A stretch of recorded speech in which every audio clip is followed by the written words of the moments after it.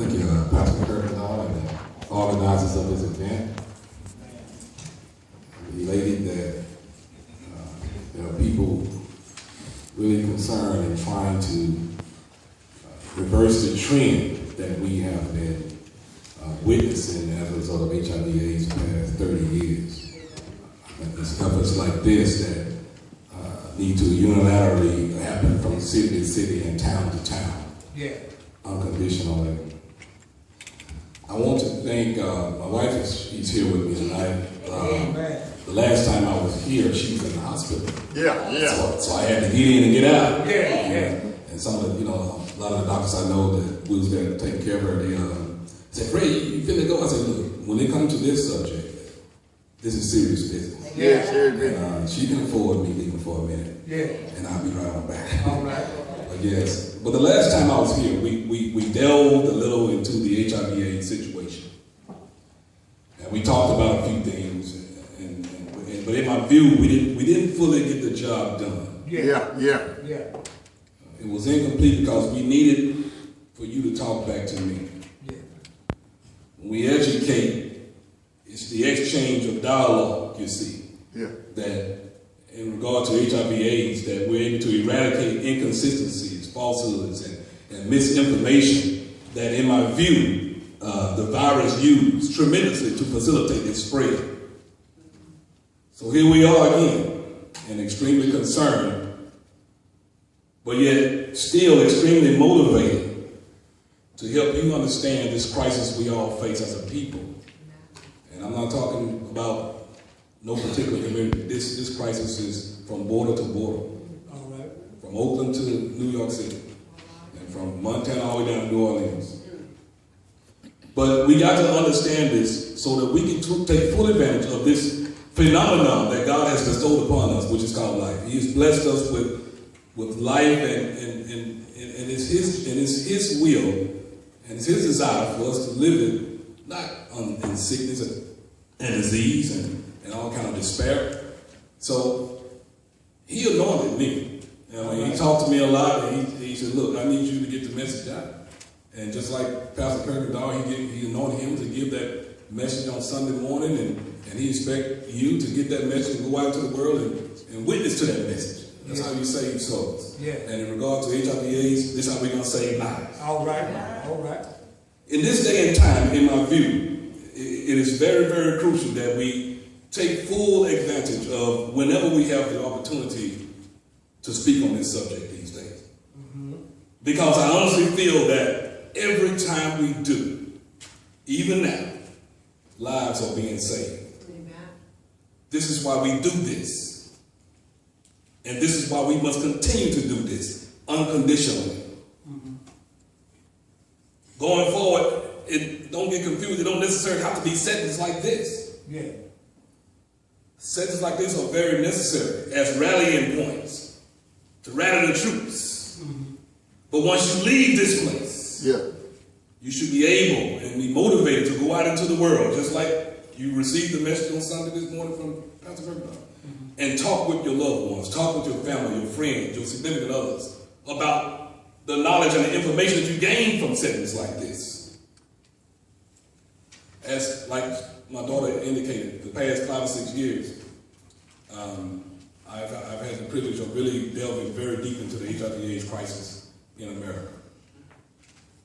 Before I started working on my dissertation, I was the board president for the Northwest Louisiana chapter of the Brotherhood Task Force of Northwest Louisiana, which is an HIV/AIDS foundation in which we go all over the state. We probably go as low as Baton Rouge, and we go to college campuses and we talk with students. We do testing and counseling and stuff like that.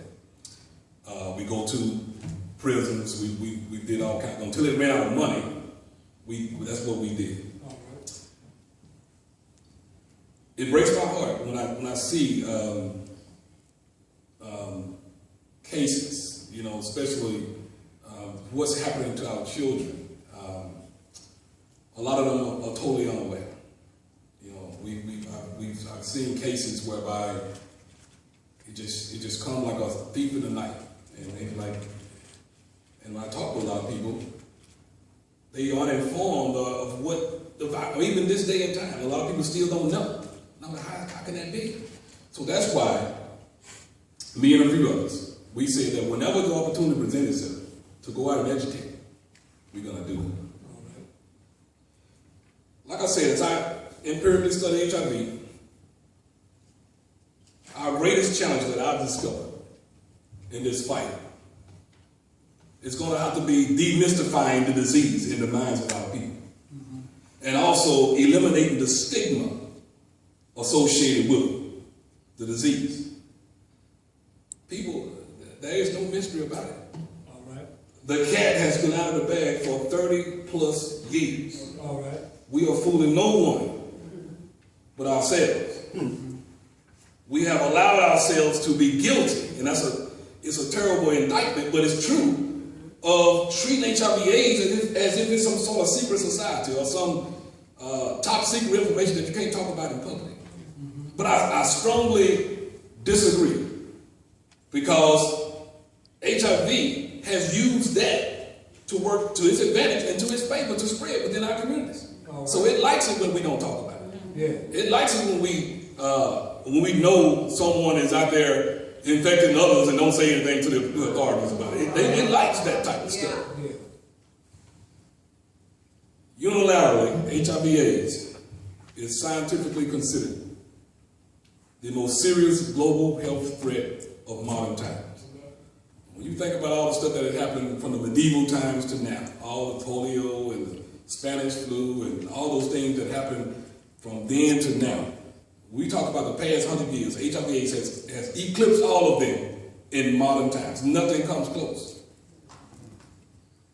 So if you take that in consideration, as far as being black is concerned, we got to give it its just due. We got to give it its attention that it deserved, because, and we must face this, we have become the face of HIV/AIDS.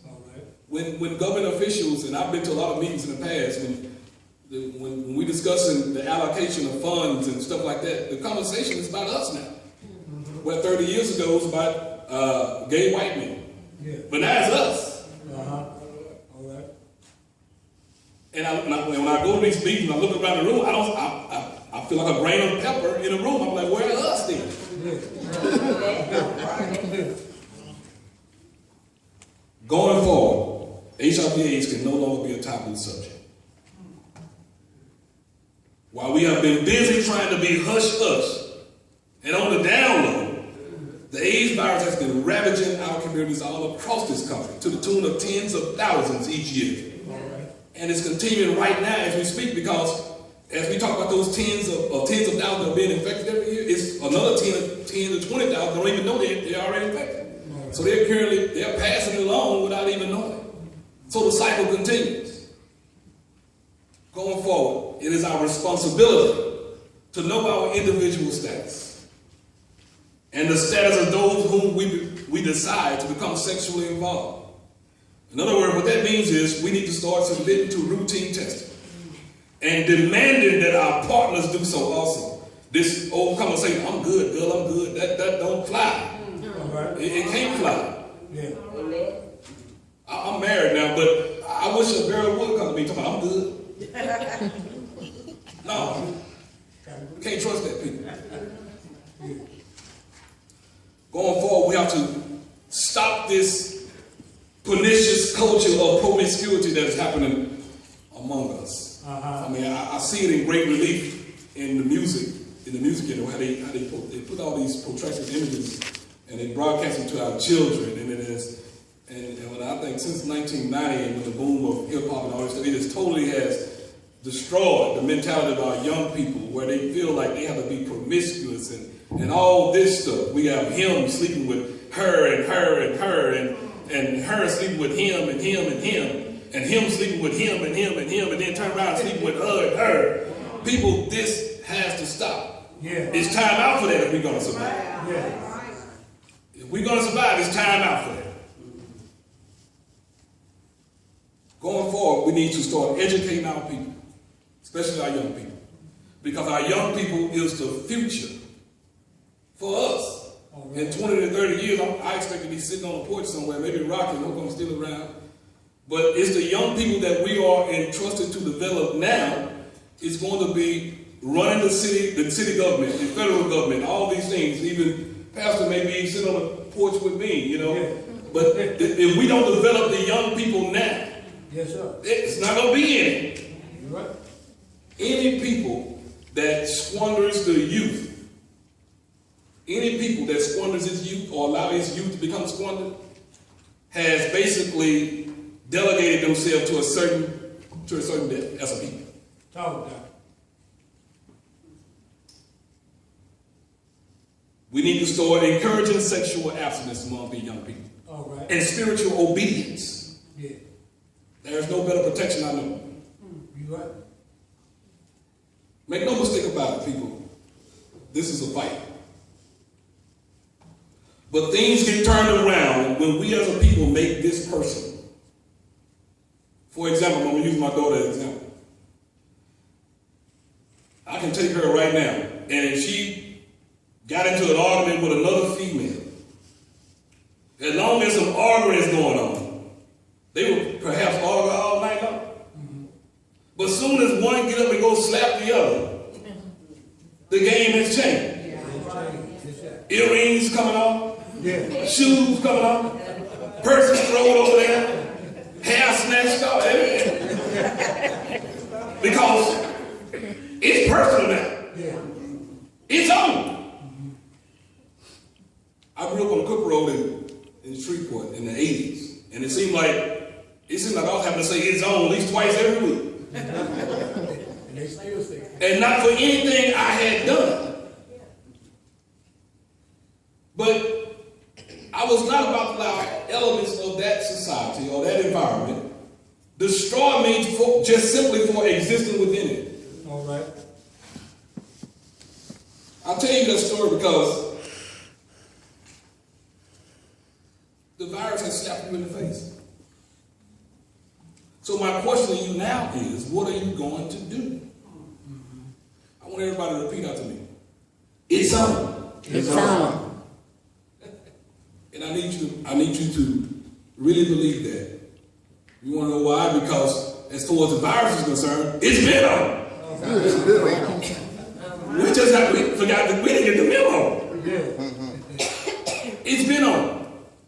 So it's time for us to turn around and do what? Fight back. Either we fight back or we will be destroyed. I want to thank you, Pastor, and continue doing this work because this is serious business. Like I said, I've been in healthcare for 20 years. I've been teaching collegiately for another 10. I've been involved with several HIV/AIDS foundations, and the media is not going to say what needs to be said. It takes people like me to come and say it, because they're not going to say it, because it's black on black. It's mostly blacks being affected. That's why the allocation of funds have been dried up, because it's mostly blacks now being affected. I mean, you talk with a lot of these agencies, they closing doors because it's no longer the gay white man that's being affected. It's black, so therefore a lot of these social programs are being eliminated. Keep working. And I encourage everybody when you leave here to go out into the world, talk to somebody, educate somebody, reach one, teach one. What I want to do in a minute, I want to open this floor up to any question you may have, because that's the whole objective. Making sure that when you leave here, you're able to go out into the world and be a soldier. Just like when you received the message this morning from Pastor Kirk, you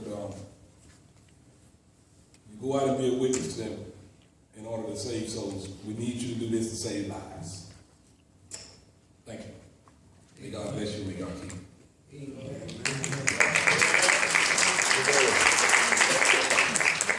Is it possible to catch HIV/AIDS just from kissing and stuff like that? No. Just having sex? You can't get it from kissing because HIV is not transmitted in saliva. So you cannot get it from kissing. You cannot get it from kissing. The only way you can get HIV/AIDS is from sex. That's vaginally, anally. You can get it from oral sex. Yeah. Or you can get it from sharing dirty needles. Or you can get it as an environmental hazard like me. I work in a hospital setting. Yeah. That's it. And also, a mother can pass it to her fetus if she do not receive prophylactic treatment before the virus seroconvert within that fetus. What about blood transfusion? Yes, you can. Absolutely. That's one of the easiest ways. But the blood supply, due to advances in testing for HIV, it's almost impossible to get it that way. But it's still possible. But it's slim to none due to the advances in technology. What happened was when HIV/AIDS first came around, we were only able to detect it at a certain point. So if somebody gave blood today that was HIV recently infected, the testing 25 years ago didn't have the sensitivity to pick it up at that earliest point. But now we can. So it's you can trust the blood supply now. But we're gonna always be skeptical about that. But you can trust it. And the last time you were down, you said you put something like a time frame, something about you had to go back, you test one time, then you go back 6 weeks, 6 months, a year, something like that. Now, this is how it works. And it depends on the individual. Now, if you feel like you have been exposed, and you go and you test negative, then you want to go and retest again later. Because it may be so early when the virus has not uptaken into your cells. And for someone that, see, back in the past, with testing, it used to take 6 months for the virus to show up. But now it'll show up in a couple of weeks. So we have people that come in and they may test negative, but we know that they've been exposed. Well, the doctor will have them come back later, maybe 2 or 3 weeks, and retest them again. But I'm gonna tell you this: if you feel like you've been exposed, if you know somebody that have an exposure, don't wait for that. Go ahead and get prophylactic treatment, because you can prevent the virus from seroconverting your cells and becoming positive if you catch it early. So that's what they do with pregnant women when they come in and we do OB workup and find out they're positive. We go ahead on and try to save the fetus by putting on the meds. So if you are HIV positive, and with medications now, you can live a normal life with going through, they can treat it. I mean, I know that's probably no cure, but they can treat it where you can live a normal life. Yes, HIV/AIDS now is a chronic disease, where in the past it was an acute disease. But it's only chronic if you follow what the doctor tells you to do. In other words, they would put you on a prescription of antiretroviral drugs used to suppress the virus and keep it from replicating. But you have to take that medicine at the exact same time every day. You can't skip a day. Every day, like clockwork. If you don't, the virus will start to mutate. Once it mutates, then drug resistance starts to develop. And then it becomes difficult to treat. But the problem is, with most patients I see, is that they're finding out they're infected too late. They're finding out 6 months down the road, a year down the road, or, we have so many people that don't want to be tested. When they finally find out is when they show up at the hospital too sick, where they're forced into the hospital, and then the viral loads is so high, it's difficult to control at that point. But yes, it's a chronic disease now. And I've been blown away with the advancement in these drugs. They got some drugs out there now that works like, you don't even have the side effects and all that type of stuff that patients used to complain about. But they got to do it. They got to take it as prescribed.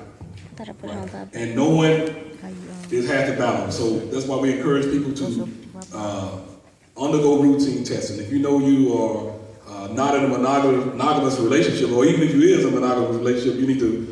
You can't always trust that either. You need to submit to routine testing, because if you know early, it can save your life.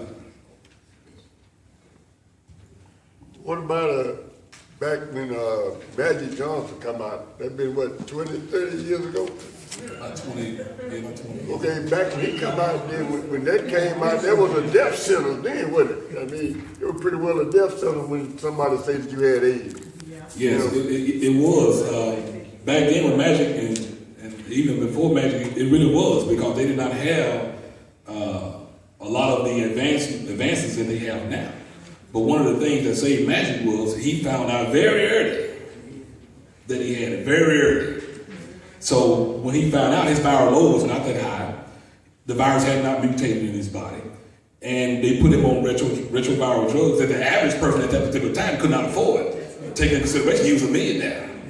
So he could afford the cocktail that was available then that the average person could not afford, because it would cost him about $25,000 a year then. He was able to afford that. And a lot of people perished as a result of that, because it was new. So the government has not, they had not had any programs developed. They caught everybody by storm. So a lot of people perished in that first 10 years as a result of that.